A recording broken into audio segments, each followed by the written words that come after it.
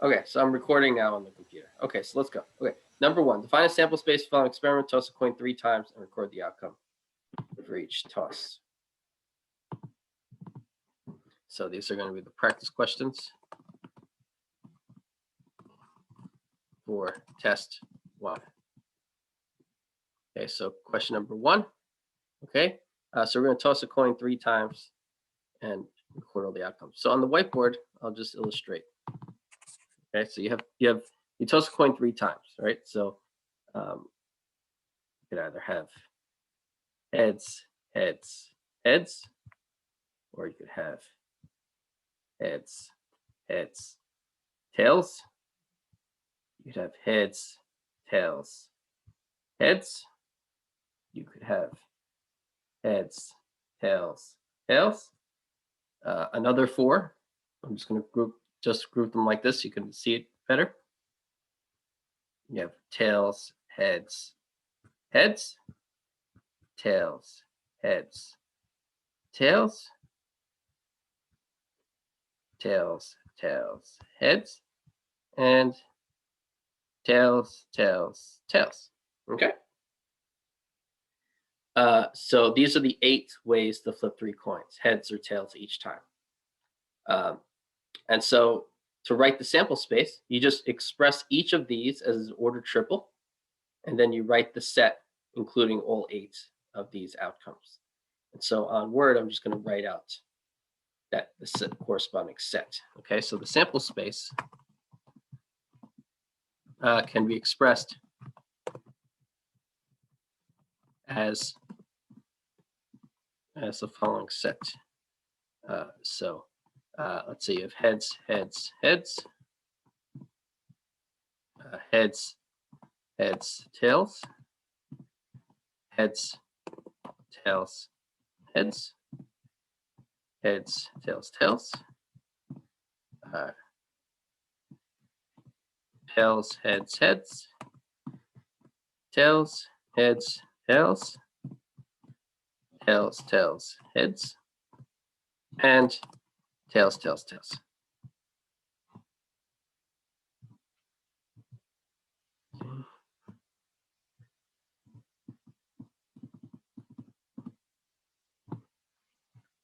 Okay, so these are all 8 of those simple outcomes put into a set. So that's number 1. Okay.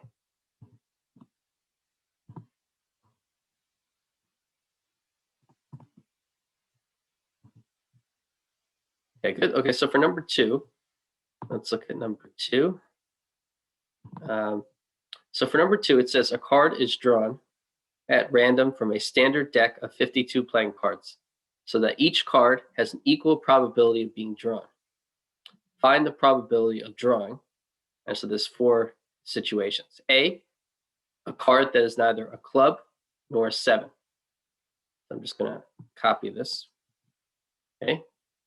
And so this is the situation we're going to look at here. Okay, so find the probability that a card that is the card drawn is neither a club nor a 7. Okay. Okay, so we want to find this probability. And so a probability a card is either a club nor 7. Okay, so I'm going to introduce some notation. So that notation is going to be a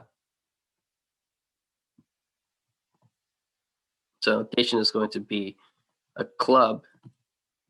C is going to stand for club, and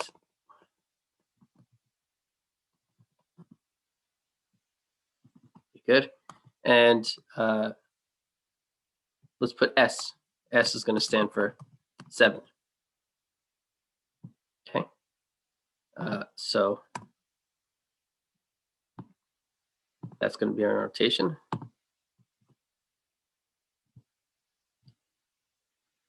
So probability a card is drawn So this is a probability. It's neither a club nor a 7. So it's not a club and not a 7. So it's P of C prime S prime. Okay. Now by De Morgan's law, this is equal to the probability of oh,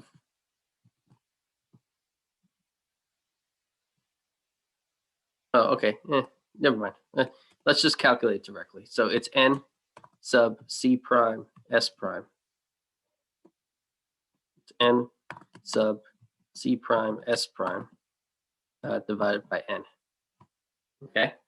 And so it's the number of cards that are neither a club nor a 7 divided by the number, total number of cards in the deck. So there's 52 cards in the deck. That's N. And the cards that are neither a club nor a 7. So if you think of the cards in the deck, right, there's 52 cards in the deck. And so there's 13 spades, there's 13 hearts, there's 13 diamonds, and there's 13 clubs, right? So it's neither a club nor a 7. And so so there's 39 cards that are not a club, right? Let's go to the whiteboard. Okay, so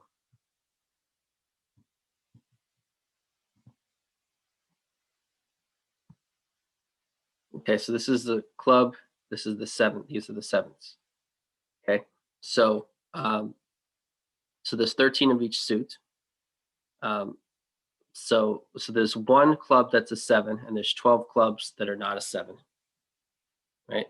And 7s, there are a total of 3 7s. So there's 3 7s that are not a club. There's 1 7 that is a club. There's 12 clubs that are not a 7.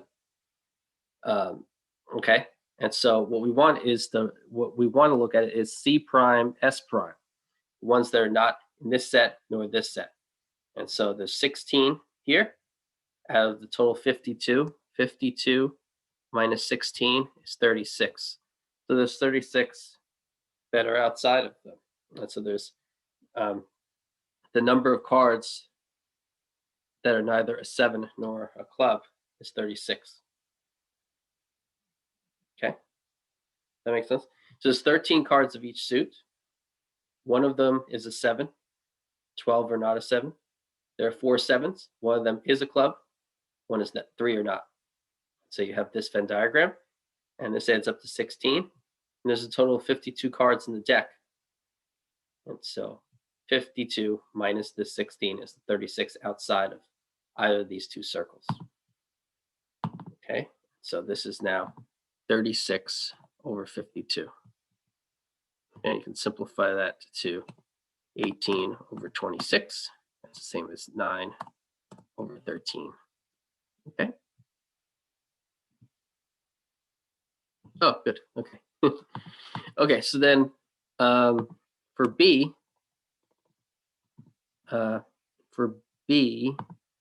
we want to a jack, queen, or king. Find a probability of drawing a jack, queen, or king. And so here it's going to be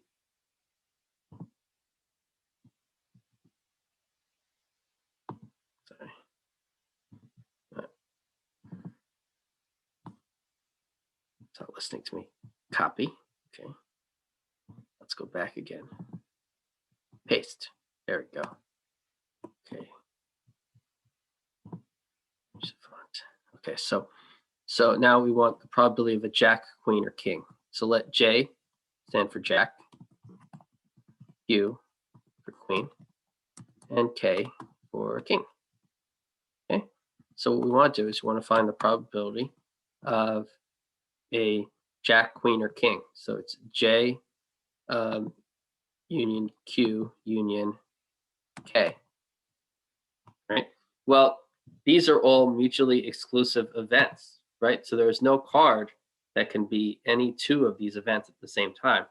So this is the probability of a union of mutually exclusive events. So the probability of a union is the sum of their respective probabilities. And so this is equal to P of J plus P of Q plus P of K. And so you just plug in the probabilities of each of them, and then you add up the probabilities, and that's the final answer. And so this is the number of jacks divided by the total number of cards in the deck, plus the number of queens divided by the total number of cards in the deck, plus the number of kings divided by the total number of cards in the deck.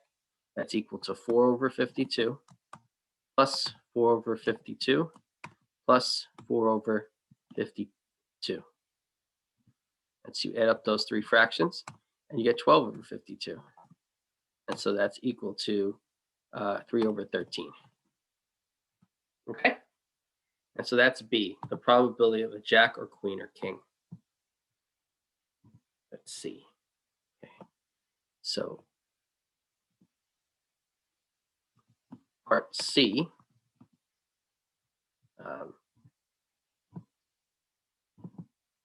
part C is a black card. Okay, so for part C, we want to find probability of getting a black card.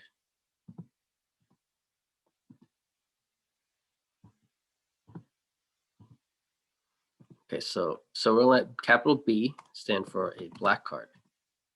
And so we're going to find the probability of a black card. And so probably the black card is the number of black cards divided by the total number of cards in the deck. Well, there's 13 spades and there's 13 clubs. There are 26 black cards out of the total 52 cards in the deck. So that's equal to 1 over 2. This is a 1/2 chance of getting a black card. Okay, and then D. So for D, find the probability of a red jack.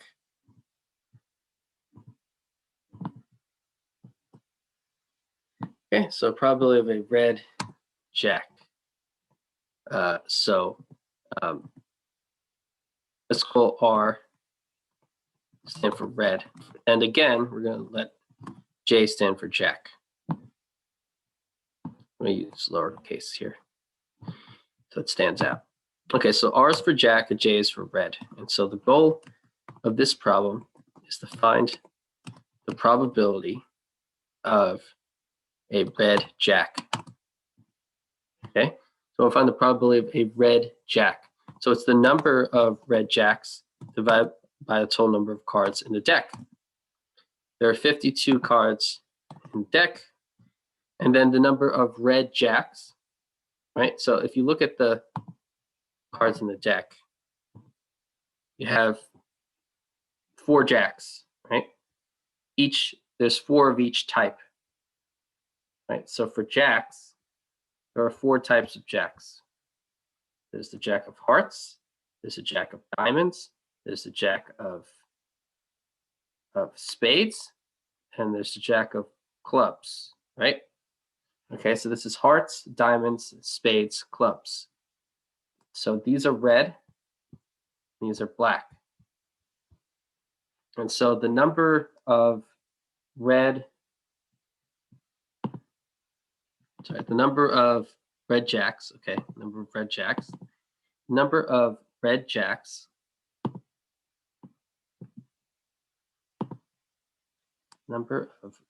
jacks is just equal to 2, right? Because there's 2 red jacks. There's the jack of hearts and the jack of diamonds. So that's 2. So the numerator here is 2. This is 2 over 52, which is 1 over 26. And that's it. The probability of a red jack is 1 over 26. So that's part D. Okay, so that's number 2. Number 3. So number 3, in selecting 10 cards at random from a deck of 52 cards, what is the probability of selecting 3 clubs, 2 hearts, 4 spades, and 1 diamond? Okay.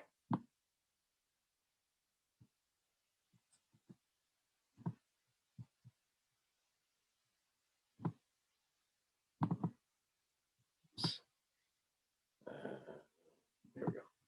Okay. So you select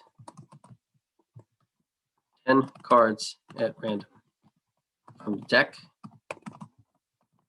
What is the probability of selecting 3 clubs, 2 hearts, 4 spades, and 1 diamond?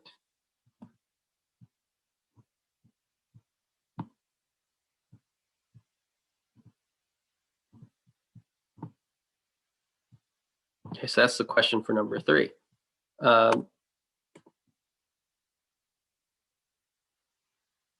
Okay, so let's find the so let's let capital E be the event of 3 clubs, 2 hearts, 4 spades, 1 diamond. Okay, so the probability of that event E is equal to the number of sample points in the event E divided by the total number of simple outcomes. Okay, so let's look at the denominator first, because the denominator is usually the easier one. You want to select 10 cards at random from the deck, right? So capital N is the number of ways to select 10 cards at random from the deck, where order does not matter. Okay, so we're selecting 10 cards from the deck. And so when you get 10 cards from the deck, it doesn't matter what order you get those 10 cards. Your hand, it's determined by the cards you have, not the order at which you get the cards. So order does not matter. Okay, so since order does not matter, capital N is a number you should calculate in this example, right? I'm talking about this example, using combinations, right? So you should use combinations for it. Okay.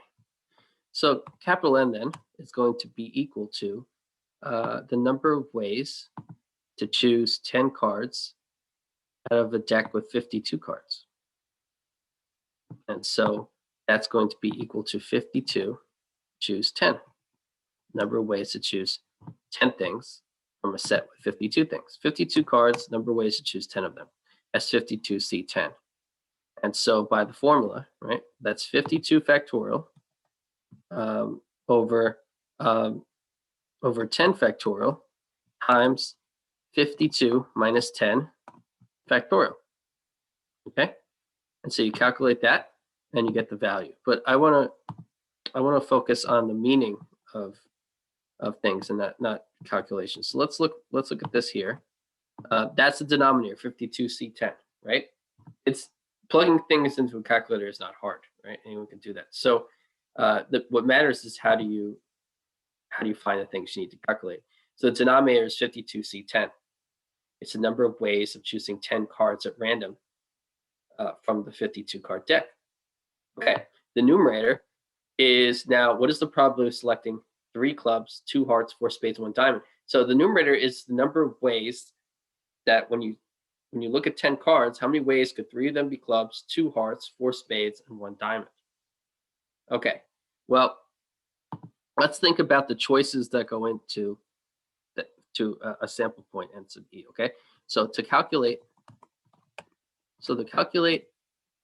N sub E, let's look at the choices that have to be made to create a 10 card hand with the following 10 cards, right?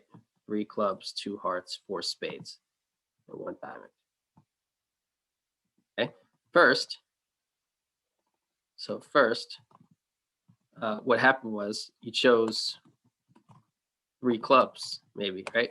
Let's say first you chose 3 clubs. Well, how many ways can you do that, right? How many ways can you choose 3 clubs? Well, so the number of ways is just, so the answer is, I'm going to use this notation.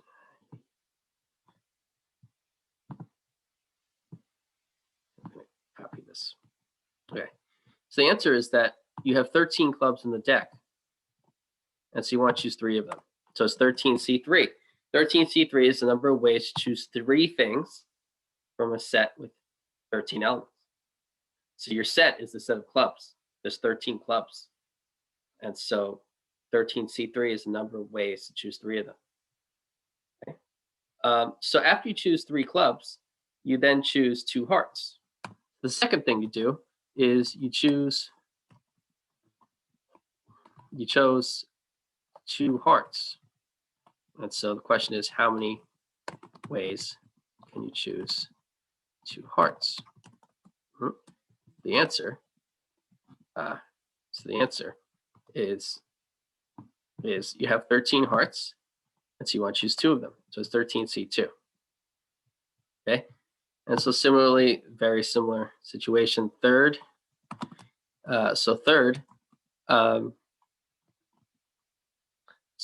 third, you choose 4 spades. So same question, how many ways can you choose 4 spades? Answer. So the answer is you have 13 spades, and you want to choose 4 of them, 13C4. And then fourth, okay, so fourth thing you do is you chose 1 diamond. How many ways can you choose 1 diamond? And so the answer is there's 13 diamonds. It says 13 elements. You want to choose 1 of them, 13C1. Okay, so these are the number of ways to do each of the things you need to do to make a 10-card hand with 3 clubs, 2 hearts, 4 spades, and 1 diamond. You need to choose 3 clubs, then you need to choose 2 hearts, then you need to choose 4 spades, then you need to choose 1 diamond. And these numbers are the number of ways to do each. Okay, so just like a spanning tree, the number of ways to do all 4 of these things is you multiply. You multiply the number of ways to choose 3 clubs times the number of ways to choose 2 hearts times the number of ways to choose 4 diamonds times the number of ways to choose 1 diamond, 4 spades, 1 diamond. That's the number of ways to do all 4 of those things. And so n sub e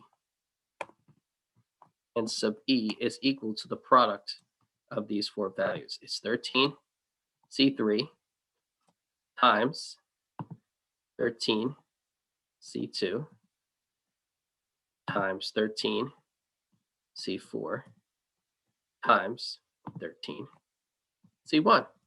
Okay, that's the number of ways to have a 10-card hand with 3 clubs, 2 hearts, 4 spades, 1 diamond. Order did not matter. In each step, we just chose any 3 of each, any number of, for a particular number, we chose any that for that number. So n sub e is that. Okay. And so n sub e is this amount. So the numerator is that. Okay. And so now you calculate that, and then you get the final answer.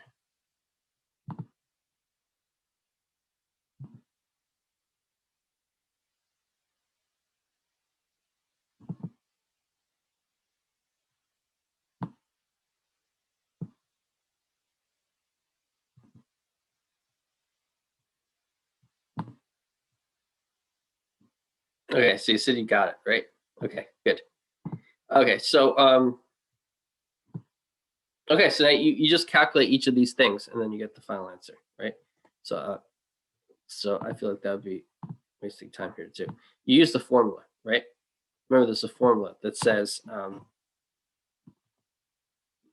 that's not the formula. NCR, n choose R, is equal to n factorial divided by R factorial times n minus R factorial. Okay? So you use that formula and you calculate, get the answer. So that's number 2.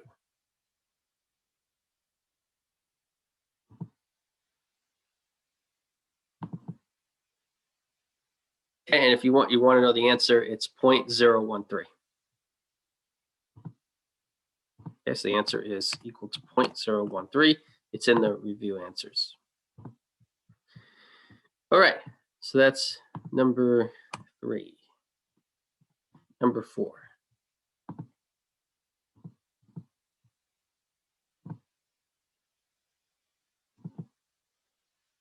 Count the distinct permutations of all the letters in the word mathematics. Okay, actually, I might just rewrite the word.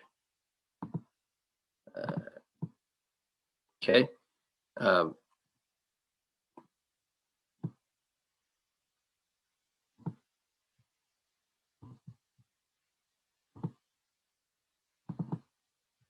Okay, so problem 4 is count the distinct permutations of the word mathematics.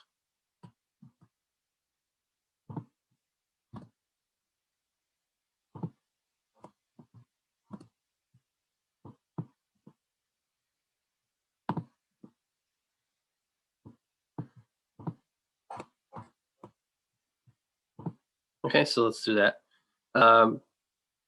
So the number of permutations of that word is equal to, so first you count how many letters there are. 1, 2, 3, 4, 5, 6, 7. It's 11 words. I mean, there's 11 letters. Okay, and so you can arrange 11 letters, 11 factorial ways, right? Okay, so there's 11 factorial ways to arrange 11 letters, but you can separate these letters into groups, right? And so some side work here. Okay, so there are 11 letters in the word. There are 2 M's. There are 2 A's. There are 2 T's. There is 1 H. There is 1 E.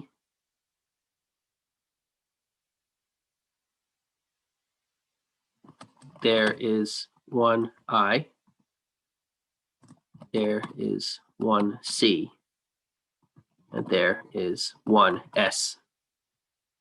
Okay, so let's make sure it adds up to 11. 2, 4, 6, 8, 10, 11.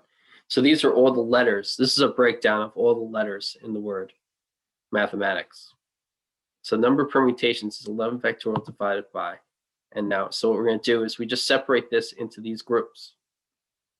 Okay, and so now the number of permutations is just 11 factorial divided by 2 factorial times 2 factorial times 2 factorial times 1 factorial times 1 factorial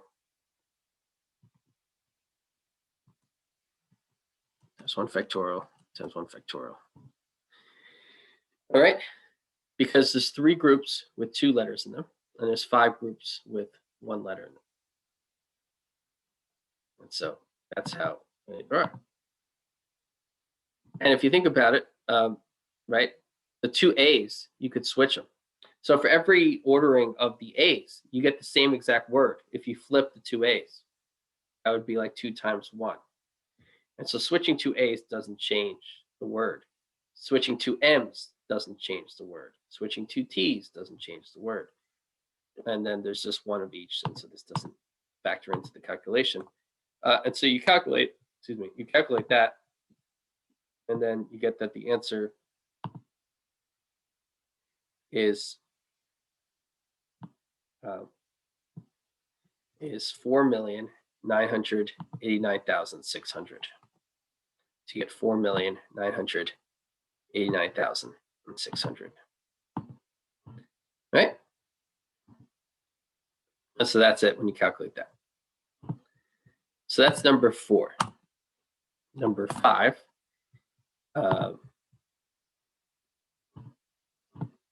So for number 5, in how many ways can there be a first place, second place, and third place winner in a race with 20 runners? Note that there are no ties, no ties. Okay.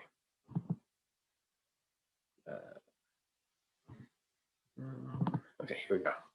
Okay, how many ways are there a first place winner, a second place winner, and a third place winner in a race with 20 people and no ties?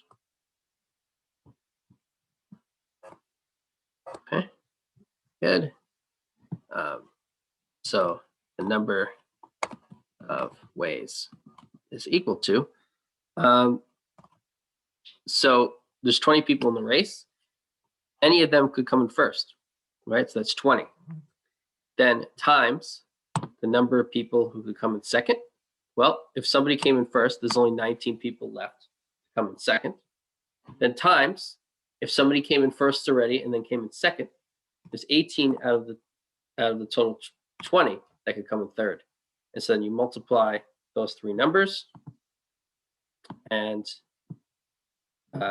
so you get that the answer is 6,840.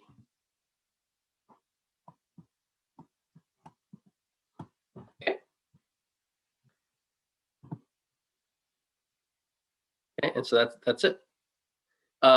Another way you can think of it, or you could have done this problem this way: the number of ways is equal to, or the number of ways is equal to the permutation. Well, the number of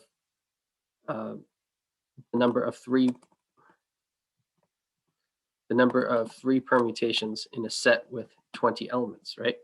That's the same as 20 times 19 times 18. And so when you calculate that number, you get 6,840, right? You're just finding the number of three permutations in a set with 20 elements. There's 20 runners. The race has 20 runners in it, so that's a set with 20 members. And then you want to find the number of ways to order three things in that list of in that set of 20, right? You're choosing three winners, and then there's an order to those winners: a first, a second, and a third place winner. So it's the number of three permutations in a set with 20 elements, and that's equal to 6,840. And so we could have been talking about something else. We could have been talking about anything that involved 20 things and ordering three of those 20 things. We could have said, how many ways can you choose three things from a collection of 20 things and order them? 6,840. Okay, so that's number 5. Number 6. Number 6, a box contains 20 red, 15 white, and 5 blue balls. A ball is chosen at random from the box. If the ball chosen is not white, what is the probability it is not red? Okay, so box contains 20 white. Try to have this in front of me so I can remind myself. 20 red, 15 white,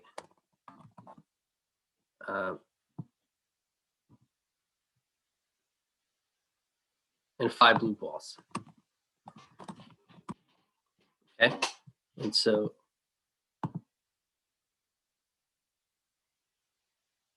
the question is, if the ball chosen is not white, what is the probability it is not red?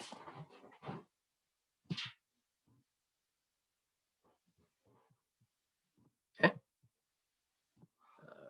Let me make sure you can. Okay, you see that on your screen. Okay, so box contains 20 red, 15 white, and 5 blue balls. If the ball chosen is not white, what is the probability it's not red? So I'm going to just assign a few events here. R is going to represent red. W is going to represent white. B is going to represent blue. Okay, very simple. I'm going to add some spaces here. so you can see it better. Okay. So the question is, we want to find the probability that it's not red, given that it's not white. Okay, the bold chosen is not white, right? Not white is the given information. It's the condition. What is the probability it's not red? It's asking you to find the probability of not red, R prime, given if it's not white. Okay, so we want to find probability of R prime given W prime. By definition of conditional probability, that's equal to P of R prime, W prime, divided by P of W prime. Okay, and it's not going to make a fraction symbol. Don't know why. Okay.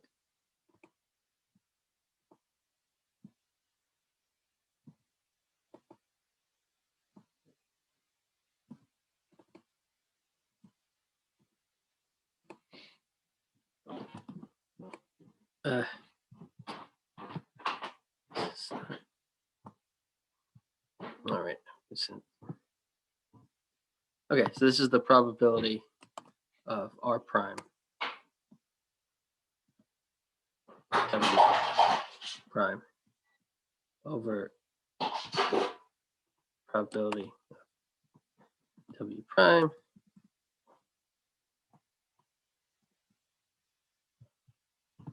okay, and so then okay, so that's the by definition of conditional probability. That's what you have to calculate. And so you just find each.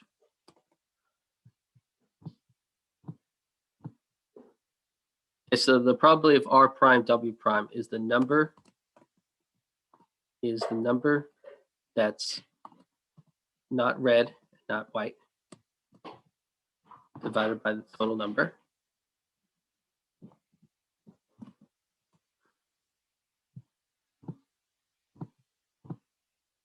And that's divided by P of white, which is the number that are not white.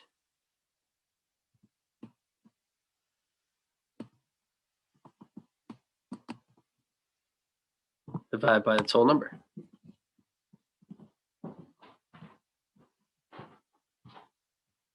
Okay, and now if you divide the numerator and denominator by n, then they cancel. And so what you get is, just the numerator of this fraction divided by the numerator of the other fraction.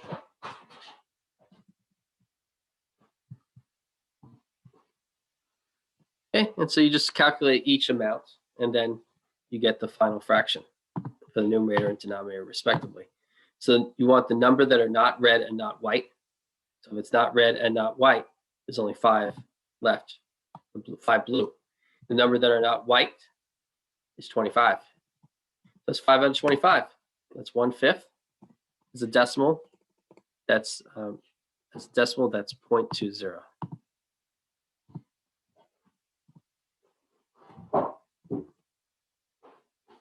Okay. That's number 6. So Professor? Someone have a question? Yeah. Yeah. So in the exam, do you want us to leave it as a fraction or you want us to simplify as decimal? I'll accept it either way. If you write it as a fraction and it's right, I'll give you full credit. If you write it as a decimal correctly, I'll give you full credit. I prefer fractions over decimals, but you know, you can write it as a decimal too. Yeah. Got it. Thank you. You're welcome. In general, I guess if you have a question that like you have to round, it's like a decimal. If you express it as decimal and you have to round, I would say round to like the nearest 3 digits. Okay. But you can also write as a fraction, and that will work.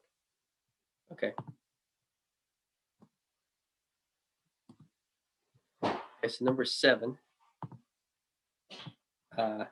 So for number 7, it says let A, B, and C be events with P of A equals 0.6, P of B is equal to 0.3, P of C is equal to 0.4, P of AB is equal to 0.2, P of BC equals 0, P of AC equals 0.1.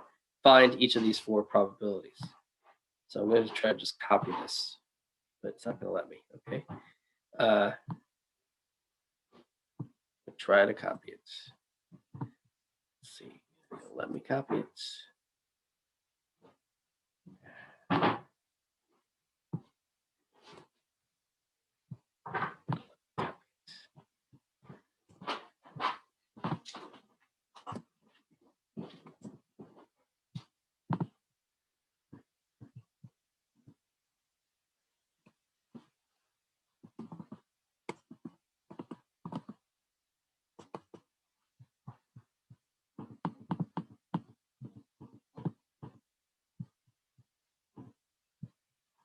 Okay, good. So let A, B, and C be events with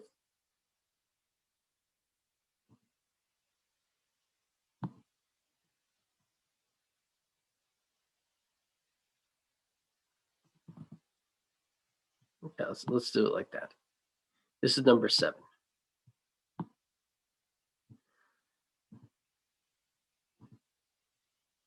Good. Okay, let's go with that. Okay, it's right in the review sheet. You can look at the review sheet; it's there. All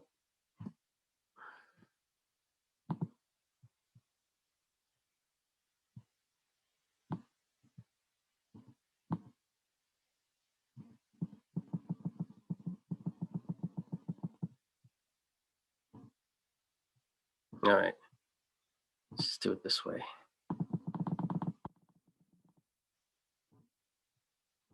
Okay, so we're going to find these 4 probabilities. So let's do A first. So for A, we'll find the probability of AB prime given C prime. This is equal to probability of A, B prime, C prime divided by P of C prime. Okay, and so we just find each probability. So we're given these probabilities. I'm going to go to the whiteboard.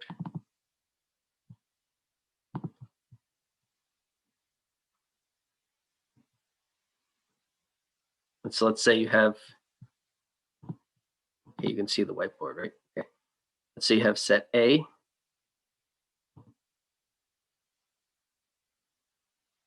You have set B. And you have set C.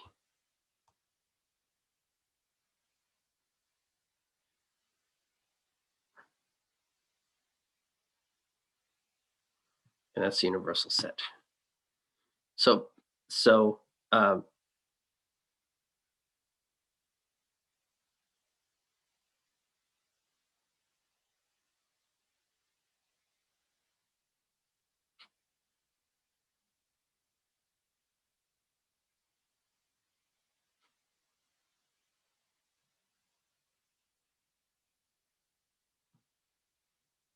okay, so let me check one thing.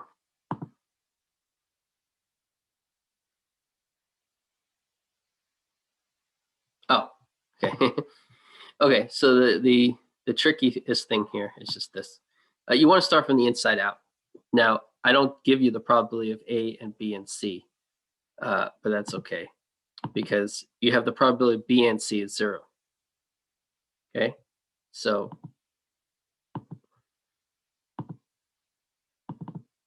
see, P of B and C is 0. That means P of A and B and C is 0. And so that means that probability of here is 0.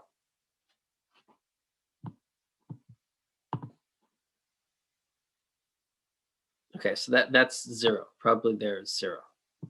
The probability of B and C is 0. This whole thing is 0. So that's also 0. The probability of A and C is 0.1.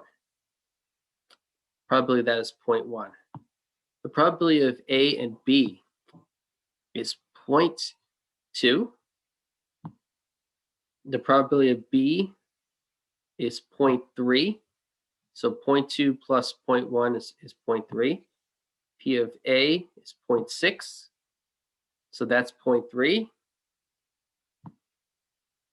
And the P of C is 0.4. So the probability is 0.3. And so, okay, and so you have all of that. And then if you add these up, you have 3, 5, 6, 7. That's 1. So this adds up to 1. So there's a 0 chance it's not one of them. Okay. And so that's the Venn diagram. Okay. And so what we want to do is find for this, we want to find the probability of A and not B and not C. So it's in A and not in B and not in C. Okay, so what is the probability? It's in A, not B, and not C. In A, not B, and not C. That's this 0.3 right here. That's this guy. It's in A, and it's not in B, and not in C. So I got the probability of A and B and C is 0 because the probability of B and C is equal to 0. Okay, so if the probability of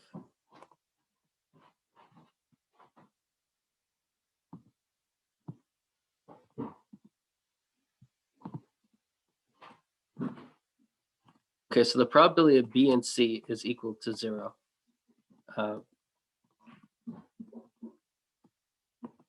Then implies the probability of A and B and C is equal to 0. Okay. So the probability that these two things happen, if that's 0, there's no way all three could happen, right? Okay, good. Okay, so this probability in the numerator, A, not B, and not C, is 0.3. Right? So if you look at this again, A, not B, and not C, it's this 0.3 right here. Then probability of not C,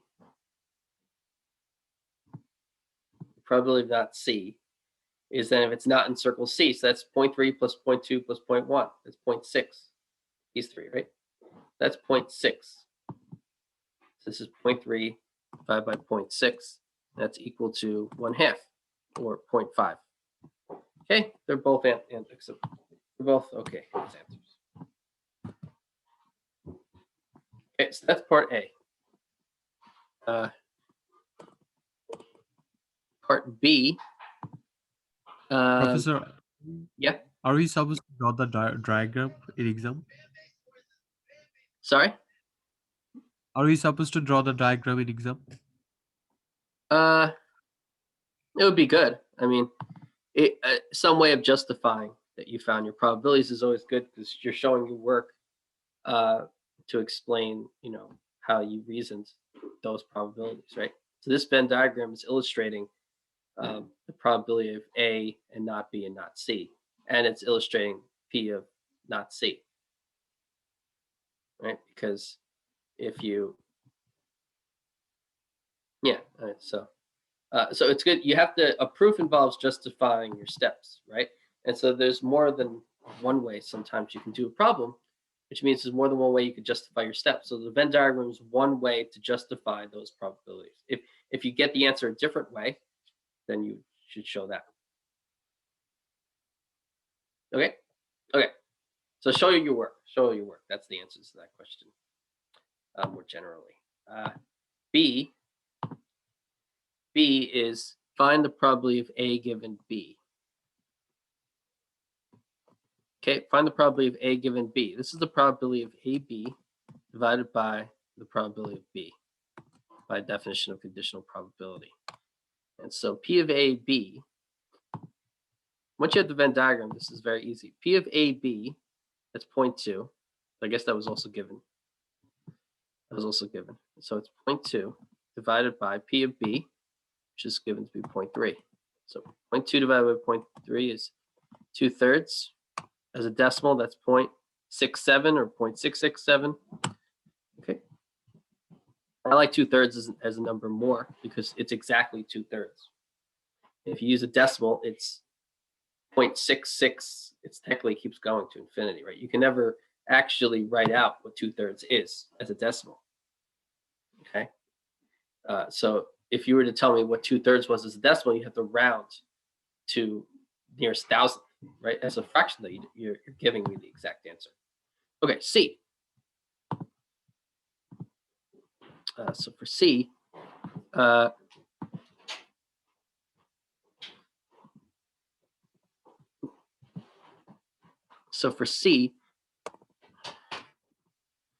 you want to find the probability of C prime B given C prime.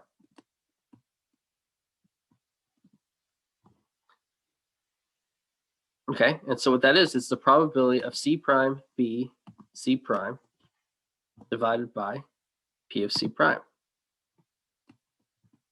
by the definition of conditional probability. So if you want to see what this is, C prime and C prime is itself. So this is just C prime and B. C prime and B is not in C and in B. That 0.2 plus 0.1 is 0.3. It's 0.3 there. So this is 0.3 divided by P of C prime. P of C prime is it's not in C.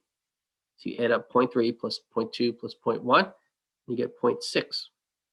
So that's 0.6. That's equal to 1/2. That's equal to 0.5. And so that's the answer for part C. Okay. And D, want to find the probability of B prime given it's an A union C.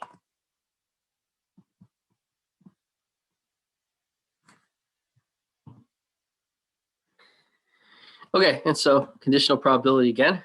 And so we have the probability of B prime and A or C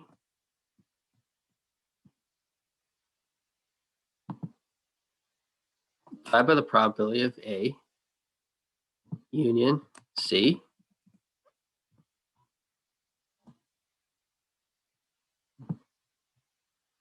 Okay, so let's look at the probability B prime and A or C. So not in B and A or C. Well, that's just B prime. It has to be not in B and in A or C. And so that's 0.3 plus 0.1 plus 0.3. That's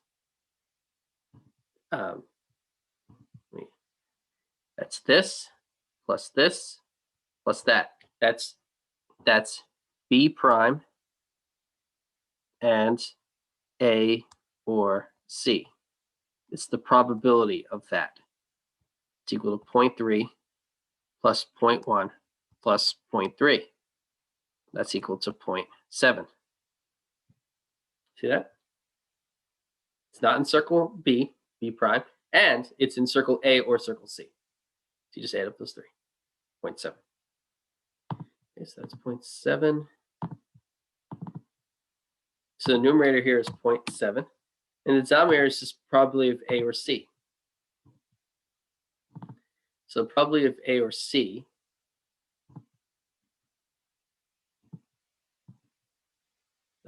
so the probability of A C is either in circle A or it's in circle C. Right? And so those are the probabilities in circle A or circle C. These are 0. So you're adding up those four non-zero numbers. That's 0.9. So probability of an A or C is 0.9.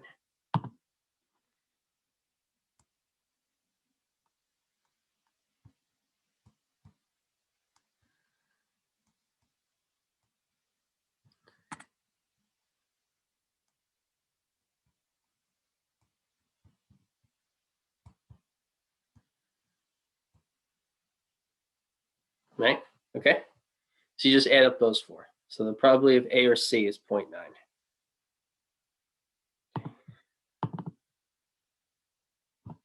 So it's 0.7 over 0.9, which is 7/9. And so each ninth is 0.1111. So this is 0.777. Rounded to the nearest thousandth is 0.778. Okay, so that's part D. And so that's 1 through 7. Okay, and so that's the entire review sheet, the entire practice question list. Okay.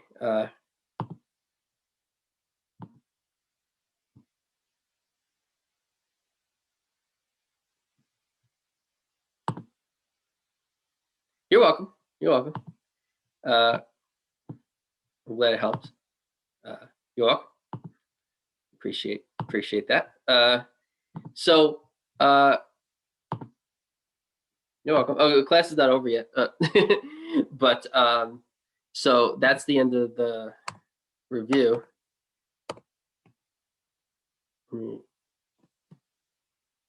Finish. Okay, good. Okay, so that's the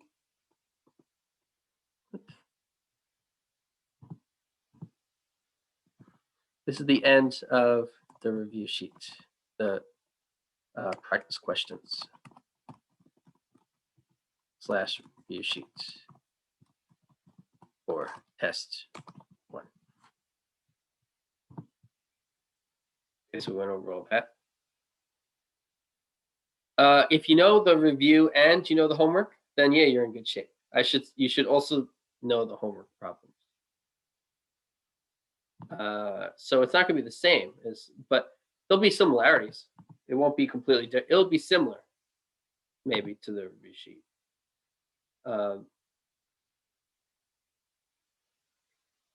So sure, yeah, I'll go over that too, the rules of the exam also.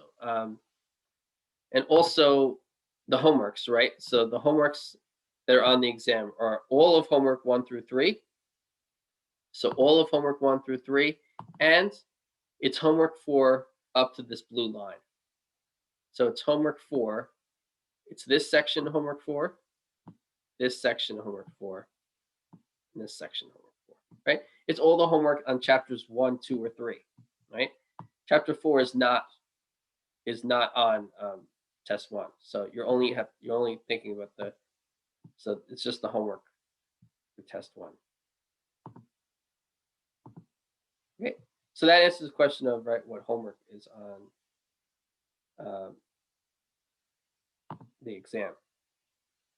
Okay, so I think I've answered all the questions except going over again. I went over last time, going over again how the exam is going to work. Okay, so let's go over again how the exam is going to work. So when you come, so make sure you have Zoom downloaded on the device that you're using to take the exam. Okay, so if you're taking the exam on a laptop, make sure you have Zoom already downloaded on the laptop. Okay, also on the device that you're using with Zoom during the test, you need to have sound and you need to have video. Okay, the video or audio can't not be working. It has to be working. Okay, you need to have video and audio that works.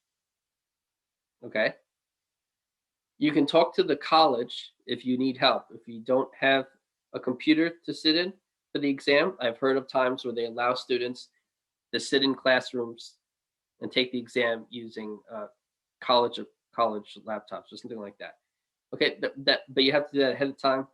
Okay, so the exam is Monday, right? So if you need to do something like that, you need to get ahead of that and talk to someone immediately about that. Okay, I don't deal with that. You have to talk to the math department about it. Okay, and they can refer you to the person that you need to speak to about that. Okay, but you need to have video and audio during the exam that works. Okay, so it can't be that, oh, my video doesn't work. You need to have video and audio that works during the exam. Okay, so make sure you have a Zoom on the device you're using to take the exam and that the video and audio works. Okay, also test ahead of time. Make sure that the video puts you in the picture. Practice so that you can see yourself in the video, right?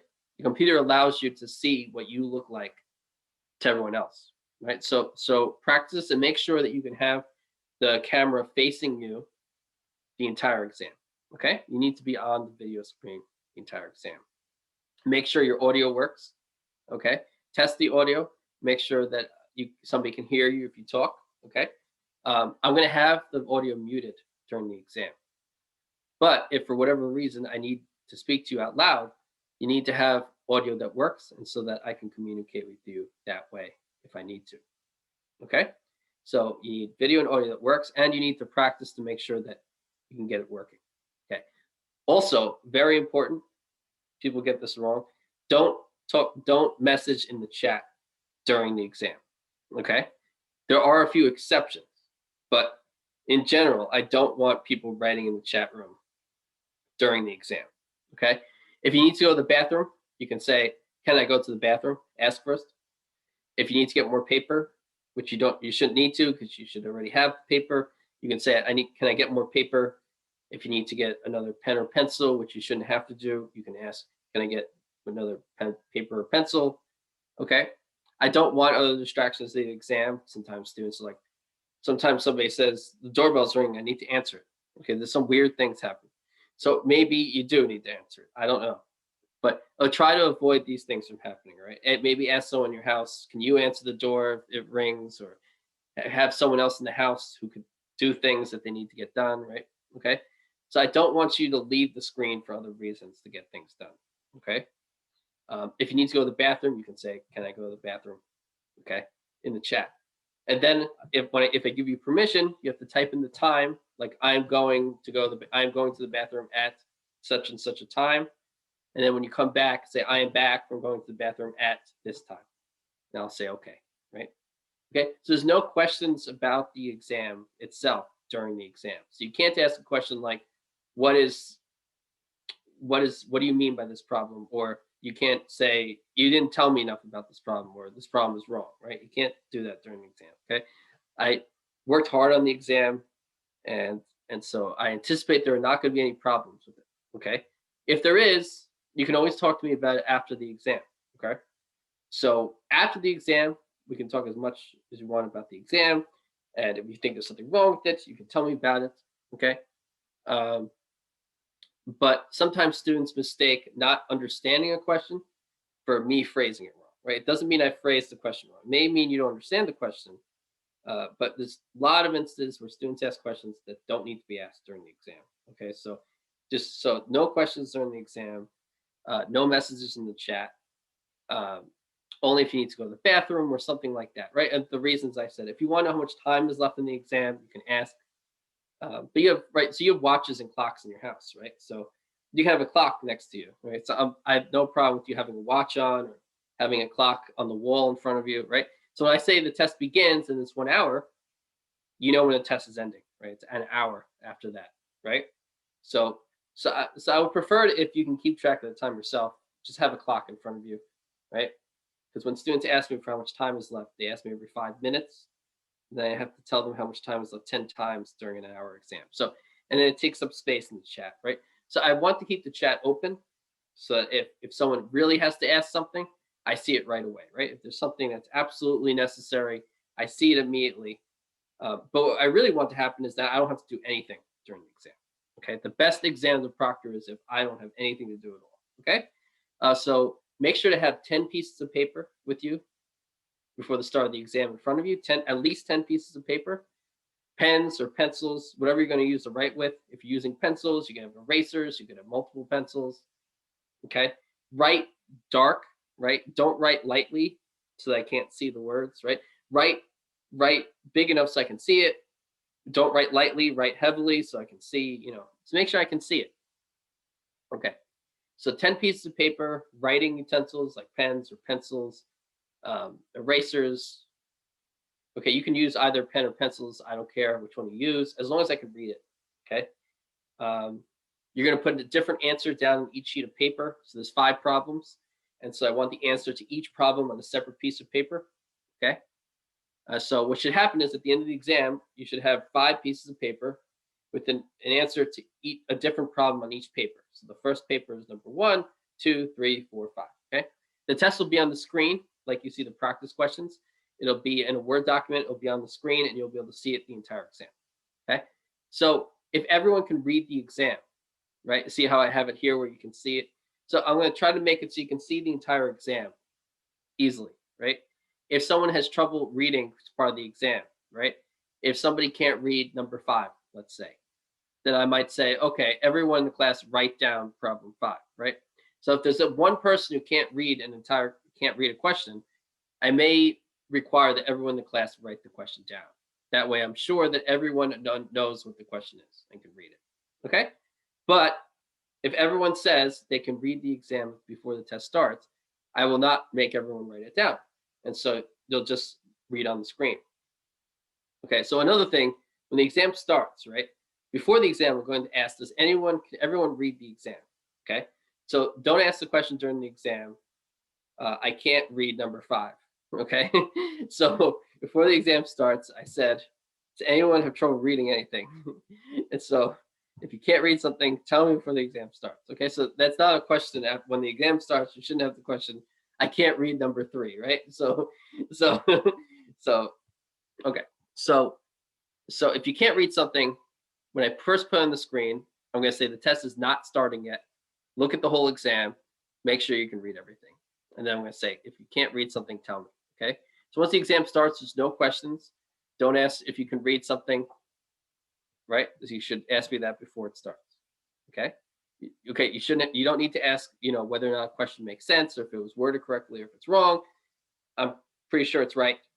I think it's going to be right. So that shouldn't be a question. So there's no questions during the exam and all of that. Okay, when the test is done, when you're done with the exam, you have 5 pieces of paper and you have a different answer on each sheet of paper, all 5 papers. Then I want you to send me your answers in an email. Okay, there's an application in the Apple Store. If you have a cell phone, you can download. It's called Genius. It's called Genius Scan. Genius Scan. Okay, so if you go onto the App Store, and then you can download Genius Scan. It's for your phone, and it's a simple app. You just you go into the app after you download it. You take pictures with it, and you can save it as one PDF file. Okay, don't save it as multiple PDF files. Use it as one PDF file. Save it, and you can make the title whatever you want, and then you can save it on your phone. You can send it, and then send it to me in an email as one. I would prefer it as one PDF. Okay. So you can send the exam any way you want. Okay. So I'm going to accept the exam if you send it anyway. Okay. But the way I want it, the way that would really help me is if you send it as one PDF file in one email. Okay. So I just told you how you can do that. You download Genius Scan on your phone. It's an app, and you save it all as one PDF file, and you can send it to me right away. Okay. As a PDF file, it takes up less space. If you take individual pictures with your phone, a picture on your phone takes up a lot of space. It takes megabytes of space, each picture. And so if you want to send me 5 pictures that you take with your cell phone, you will probably not be able to do that. The email company will tell you, this is too big of an email. We're not letting you send it. Okay. And so that does not mean you can't send me the entire exam, right? So then students will send me each picture in one email, one at a time. And so I'll get 5 emails for one exam. Okay. So what I want you to do is before the day of the exam, I want you to figure out how you're going to send me an email with your exam answers. Okay. You can practice this. You can take sheets of paper. You can make copies of them, however you want. Practice how you're going to send me an exam. Okay. Keep in mind that the size of the email matters, right? But if you do it my way, it works really well. You can save as one PDF. It'll be small size. It will all fit in one email. Okay. Also, the email that you send me, I want the name of the email to be a certain way. I want it to be Math 241, first name, last name, and then email blank out of blank. So if you're sending me 3 emails, say email 1 out of 3, the next email 2 out of 3, email 3 out of 3. Okay. Each one, Math 241, first name, last name, email 1 out of 3. Math 241, first name, last name, email 2 out of 3. Third email Math 241, first name, last name, email 3 out of 3. Okay. But if you do it my way, you only require 1 email. So then it will be like this: Math 241, first name, last name, your first name, your last name, not the words first name, last name. Email 1 out of 1. Okay. So you'll be using one email. And so I want you to write email 1 out of 1 if you only send me one email anyway. That way I know that when I'm looking at the email, there are not other emails. Okay. So I want you to communicate with me fully, that you're only sending me one email. So say email 1 out of 1. If you're sending me 2, email 1 out of 2, and then email 2 out of 2, right? The full title. Okay. So most students get this instruction wrong, right? So they don't put the subject correctly. So I'm on math 241, your first name, then your last name, then email blank out of blank. Okay. I would say maybe 5% of students get this right. Okay. So math 241, your first name, then your last name, your first name, your last name, then email blank out of blank. Okay. That way, I know everything I need to know: your class, your name, and how many emails to get from you. Okay. Also, don't send me more than one email. Okay. So students get worried that their entire exam is not in the email, that I'm not going to get the email, right? But I'm going to be available after the test. Okay. I'll have a meeting. I'll show up. I'll send you. You'll all get a link to it, and you'll be able to ask me questions about whether or not I received the exam in that meeting. Okay. And so you'll have about 45 minutes to send the exam. Just send one email. You can show up to the meeting after and then say, did you get my email?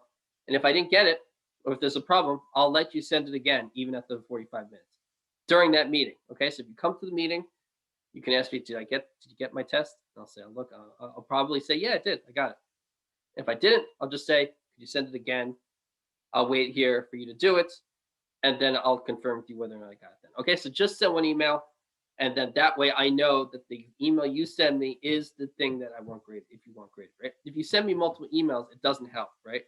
Because then I ask the question, which one am I supposed to grade, right? If you send me 3 emails, each with the test, which one am I supposed to grade, right? So send me one email, one exam, answer, set, right?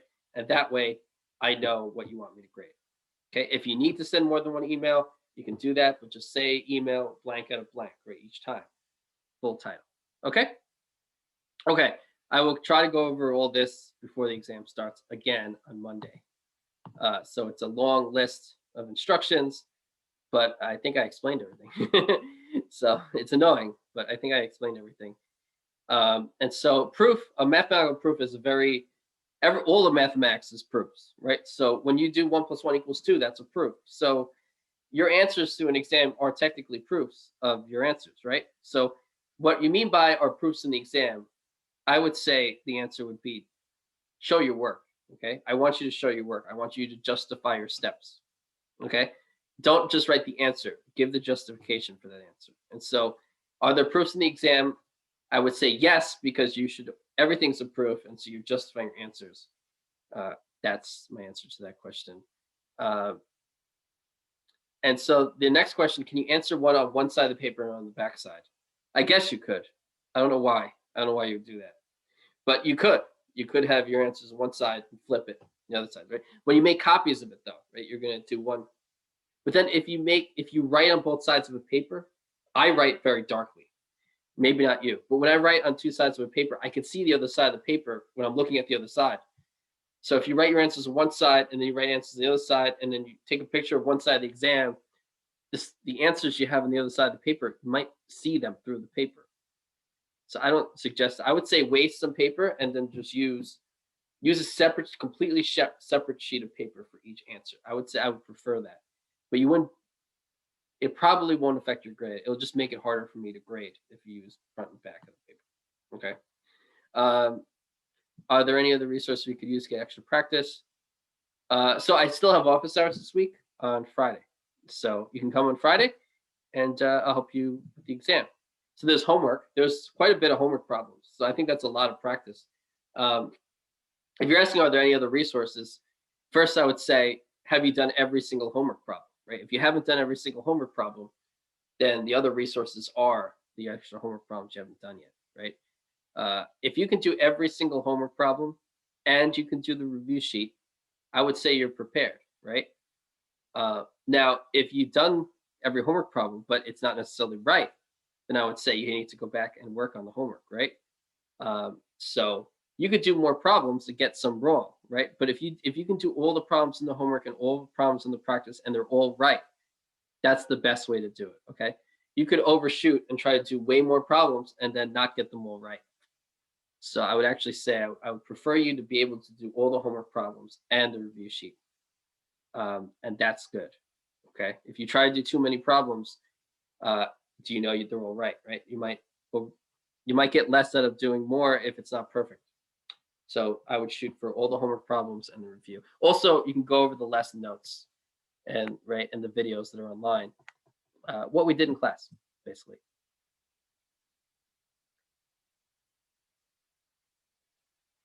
Oh, the email on the syllabus, yeah, Michael Pendaz's spring2021@gmail.com, right?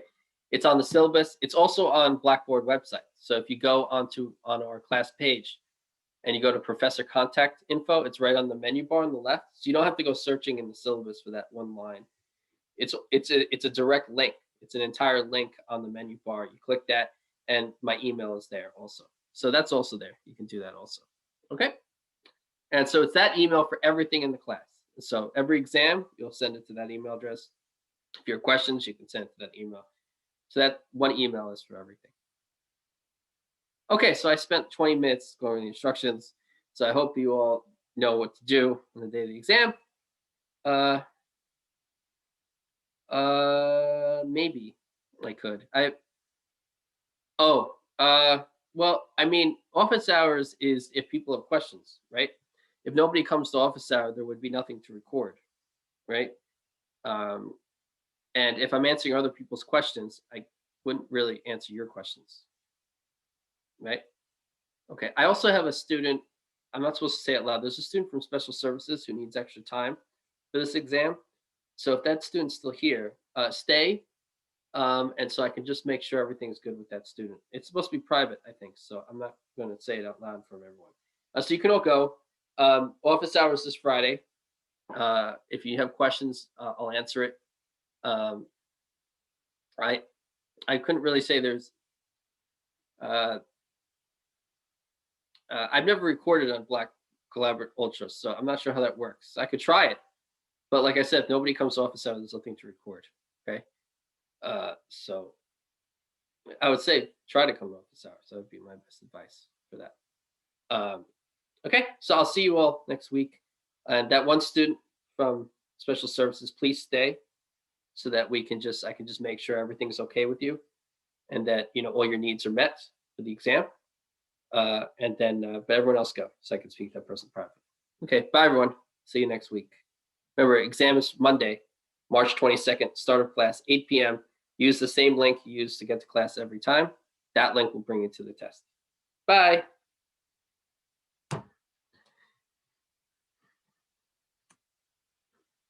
Okay, so the student, special services, stay, please. So that way I can help you. Yeah, everyone else go.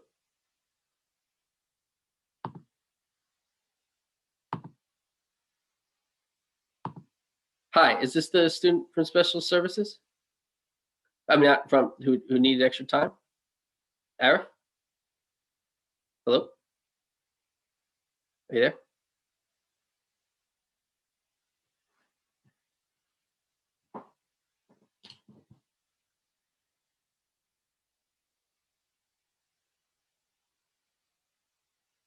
Arif?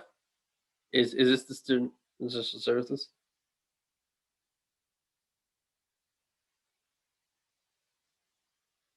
Hello?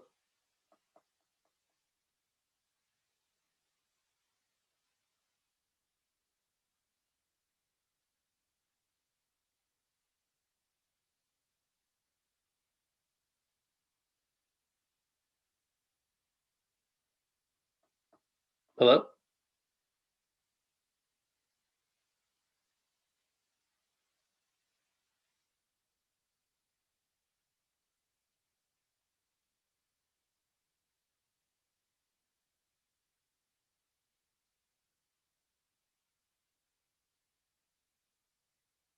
So, oh, okay. So this is not the person then. Okay, so the other person left. All right, so bye.